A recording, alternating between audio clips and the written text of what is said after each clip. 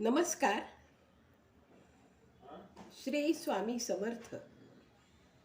आज मी तुम्हाला एक प्रश्न विचारणार आहे. तुम्ही तुमच्या घरात खरोखरच आनंदी आहात का? कारण आजकालच्या या धकाधकीच्या जीवनात झालंय काय, की घराघरामध्ये क्षुल्लक कारणांवरून पती-पत्नींमध्ये मतभेद होतात, भांडणं होतात, वादविवाद वाढतात. मग राग, आबोला आणि मग डोळ्यात पाणी. मग एकाने घरातून निघून जाणं आणि दुसऱ्याने घरात रडत बसणं. ह्या सर्व गोष्टी कशामुळे घडतात? आपण आपल्या संसारात सुखी आहोत का? आणि मग एकच प्रश्न मनात विचार करत राहतो, की हे असं का झालं?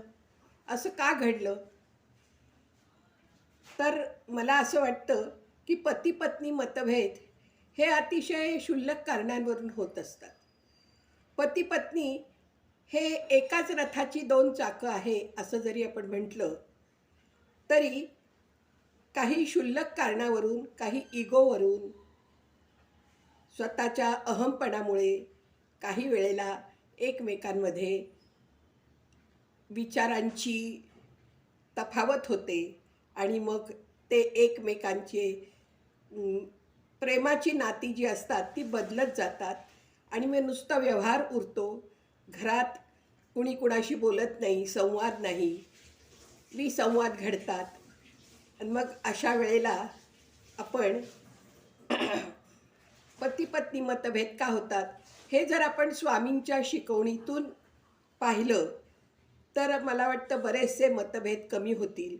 स्वामींची शिकवण, स्वामी समर्थांची जी संस्कार आपल्याला त्यांनी जे दिले आहेत, जे लावून दिलेले आहेत, त्या मार्गदर्शनानुसार जर आपण आपल्या संसारात राहिलो, वागलो, तर मला वाटतं की आपले हे जे मतभेद आहेत हे कुठेतरी कमी होतील आणि घटस्फोटापर्यंत जाणाऱ्या ज्या गोष्टी आहेत हल्लीच्या मुलामुलींच्या बाबतीतल्या, त्या कुठेतरी कमी होतील असं मला वाटतंय.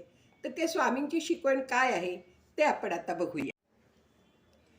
विवाहानंतर पती-पत्नीचं नातं कसं असावं? तर ते विश्वासाच्या धाग्यांनी बांधलेलं असावं, समजुतीचा पूल असावा आणि प्रेमाच्या जबाबदारीची जाणीव असावी दोघांनाही. जर या तिन्ही गोष्टी तुम्ही आपल्या जीवनात आणल्या तर मला वाटतं की विवाहानंतरची जी काही भांडणं आहेत, जे काही मतभेद आहेत, ते आपोआपच दूर होतील. एकमेकांनी एकमेकाला जर समजून घेतलं, छोट्या छोट्या क्षुल्लक कारणांवरून भांडणं वाढत जातात. काही वेळेला सासर माहेरच्यांचे हस्तक्षेप असतात, अहंकार असतो, अति मोबाईल बघणं, घरात पसारा, या सर्व गोष्टींमुळे, छोट्या छोट्या क्षुल्लक गोष्टींमुळे त्याचं वादाचं रूपांतर मोठ्या प्रमाणात होतं. तर स्वामींची जी शिकवण आहे आपल्याला, की संयम आणि विश्वास. तर ह्या शिकवणीच्या नुसार संयम जर आपण आपल्या अंगी बाणवला, कुठल्याही गोष्टीला राग न करता, समोरच्यावर राग न करता, एक 2 मिनटं स्वस्थ बसून आपलं काही चुकलंय का असं जर प्रत्येकाने तपासून पाहिलं, तर हा जो संयम आहे, या संयमामुळे आपल्या रागावर कंट्रोल होईल. कारण राग अनावर झाला की तोंडातून वाटेल ते अपशब्द बाहेर पडतात आणि शब्द असे आहेत की ते शेवटी समोरच्याच्या मनाला जखम करत असतात. शब्द हे बाणाप्रमाणे आहेत. एकदा बाण भात्यातून सुटला की तो समोरच्याच्या मनाचा म्हणा किंवा माणसाचा वेधच घेत असतो. तसेच हे शब्दही आहेत. शब्द आपण माघारी घेऊ शकत नाही. त्यामुळे विचार करूनच बोलावं, संयमाने बोलावं, शांत विचाराने बोलावं. महाराज म्हणतात, नेहमी जीवनात शांततेने राहा, कुठल्याही गोष्टीला विचार करून मग उत्तरं द्या. तुमचा राग अनावर होईल तर त्याला कंट्रोल करा, असं स्वामी सांगत असतात. दुसऱ्या स्वामींची शिकवण अशी आहे की तुमचा एकमेकावर विश्वास पाहिजे. कारण संशय हा माणसाचा मोठा शत्रू आहे. तुम्ही जर एकमेकावर विश्वास ठेवून वागलात तर बरेचसे प्रश्न, बऱ्याचशा समस्या आपोआपच नाहीशा होतील. कारण पती पत्नींचं नातं हे त्या त्रिसूत्रीवरच अवलंबून आहे. संयम, विश्वास आणि प्रेम. या बाबतीतली एक तुम्हाला मजेशीर गोष्ट सांगते की आमच्या ओळखीमध्ये एका म्हणजे नवीनच लग्न झालेलं जोडपं राहत होतं आणि त्यांची कायम लग्नाआधी अगदी प्रेम वगैरे भरपूर होतं आणि लग्नानंतर मात्र त्यांची भांडणं सुरू झाली. तर ती भांडणं इतकी विकोपाला जायला लागली की जोरजोरात बाहेरून आरडाओरडा करणं, शेजाऱ्या पाजाऱ्यांना ऐकू जाईल एवढ्या मोठ्या आवाजात बोलणं, एकमेकाच्या चुका दाखवणं, राग, आदळआपट, घरातल्या वस्तू फेकणं. त्यामुळे त्यांच्या घरात एक अशांतता निर्माण झाली. ती आपोआपच होते अशी अशांतता, जर कुणीच माघार घेतली नाही तर. तर त्या मुलीला असं वाटायचं नेहमी की असं का होतंय बुवा आपल्याकडे? लग्नाआधी तर आपलं एकमेकावर प्रेम होतं, मग आता ते प्रेम कुठे कमी पडतंय का? अशा वेळेला त्यांच्या शेजारी एक असे प्रौढ असे काका काकू राहत होते. तिने त्यांना विचारलं की काका काकू, तुमचं कधी भांडणं मी ऐकत नाही. तुमच्या घरात नेहमी शांतता असते, तुम्ही एकमेकाच्या मतांनुसार वागत असता, असं का आमच्याकडे होत नाही? त्या काकूंनी सांगितलं की अगं, मी दररोज स्वामींच्या मंदिरात आम्ही दोघंही जात असतो. तिथं आम्ही 10 मिनटं निवांत बसतो. आमचं मन शांत होतं. आमच्या मनात येणारे जे काही विचार आहेत, एकमेकाविषयी जे काही आमचे एकमेकाविषयी जे केलेले आरोप आहेत, ते आम्ही तिथे जाऊन मनात तपासून बघतो. आणि मग आम्हाला असं वाटतं, अरे आपलंच काहीतरी चुकते. कारण नेहमी आपण जर दुसऱ्याला आदर दिला, दुसऱ्याच्या मताप्रमाणे वागलो, तर मला वाटतं आपल्यालाही समोरच्याकडून आदर आणि आपल्या मनाप्रमाणे वागण्यासाठी तो समोरचा सुद्धा प्रवृत्त आपोआपच होतो. आणि स्वामींच्या देवळात गेल्यानंतर, स्वामींच्या मठात गेल्यानंतर स्वामींपुढे तुम्ही शांत डोळे मिटून बसा, खरोखरच तुम्हाला मनाला शांतता वाटेल. तर आम्ही असं दररोज करतो. त्यामुळे आमची सुरुवातीला भांडणं होत होती, पण आता अजिबात होत नाही. आम्ही एकमेकांना समजून घेतले. कारण मला असं वाटतं की पती आणि पत्नी या दोघांनी एकमेकांच्या गुणांपेक्षा त्यांच्या दोषांवरच जास्त प्रेम करावं. जर दोषांना तुम्ही त्यांच्या आपलंसं केलं, तर मला वाटतं मग आपला संसार सुखी व्हायला काहीच कारण उरणार नाही. कारण काय, जर दोष आपल्याला त्या समोरच्या व्यक्तीतले ताबडतोब कळले, तर अरे याला अशा वेळेला राग येतो, अशा वेळेला आपण बोलणं टाळलं पाहिजे वगैरे वगैरे, अशा गोष्टी आपोआपच घडत जातात. आणि मग ते जो पती पत्नीमधलं नातं आहे ते अधिक दृढ होत जातं, प्रेमाचं होत जातं. कारण एकमेकांनी एकमेकाचे दोष स्वीकारलेले असतात. जगात परफेक्ट असं कुणीच नाही. मुलगी असं म्हणू शकत नाही की मी अगदी परफेक्ट आहे आणि माझं जे वागणं आहे ते अगदी बरोबरच आहे, किंवा नवरा जो असतो तोही असं म्हणू शकत नाही. कारण माणूस आहे, माणूस हा चुका करतच राहणार. मग या चुकांना कशा सुधारवायच्या, तर हे स्वामींच्या आधारे, स्वामींच्या शिकवणीतून आपण बघणार आहोत. दुसरी स्वामींची अशी शिकवण आहे की तुम्ही अहंकार सोडा आणि नम्रता अंगी बाणवा. अहंकार सोडल्याने काय होतं की आपोआपच आपला मीपणा जो आहे तो आपोआपच कमी होतो. आणि एकाने एक पाऊल जर मागे घेतलं, तर दुसरासुद्धा त्याच्याबरोबर पुढे येऊन त्याच्या समजुतीने सगळं मतांनी होऊ शकतं. तर अहंकार सोडा, कारण माझंच खरं, मी जे करतो तेच माझं बरोबर आहे, असा एक कुठेतरी गैरसमज आपल्या मनात दृढ झालेला असतो. अहो, असं काही नाही,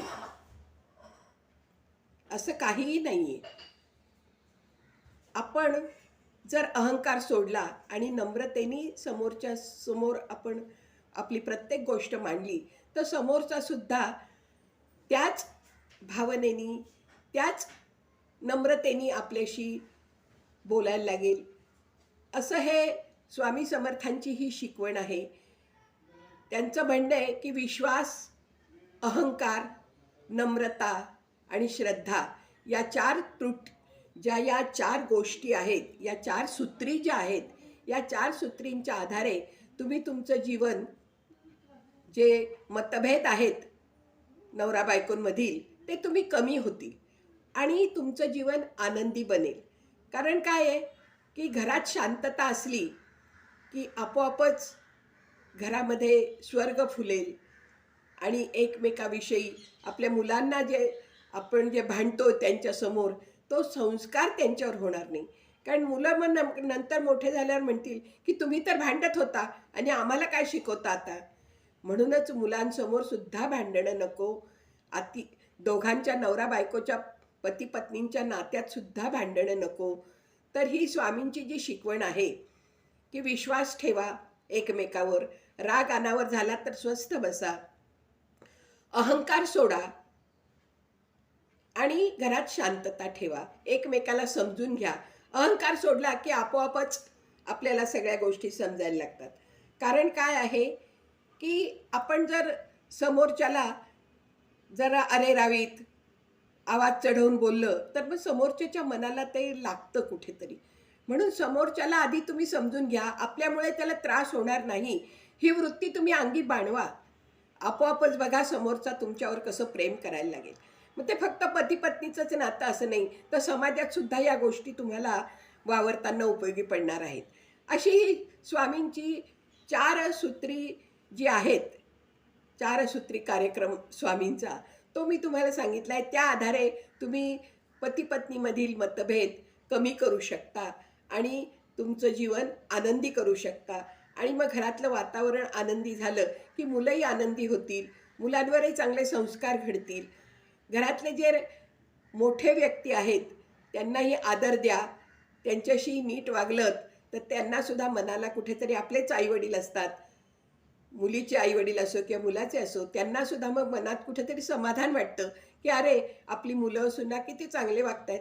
त्यामुळे त्यांनाही समाधानाने जगता येतं, समाधानाने त्यांचं उर्वरित जे आयुष्य आहे ते चांगल्या प्रकारे जाऊ शकतं.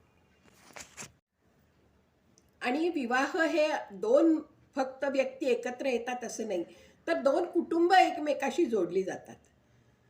आणि मग त्या 2 कुटुंबांमधील जी मोठी माणसं आहेत त्यांनासुद्धा तुम्ही आदराने वागवलं, त्यांच्यासमोर व्यवस्थित राहिलात तर त्यांनासुद्धा कुठेतरी आनंद होईल.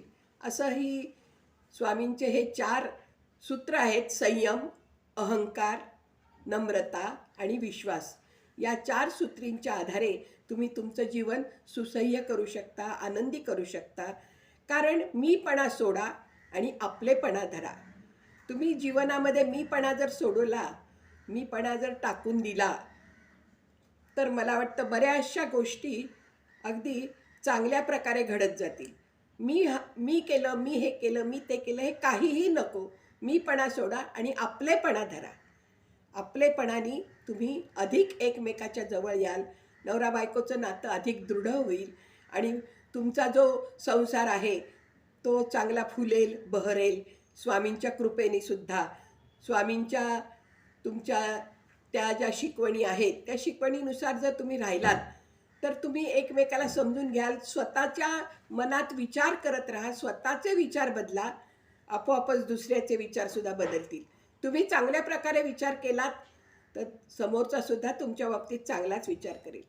कारण लहानपणी आमचे आईवडील आम्हाला असं सांगायचे की आपल्यामुळे दुसऱ्याला त्रास झाला नाही पाहिजे. आपली वागणूक अशी पाहिजे की आपल्यामुळे दुसऱ्याला त्रास नको.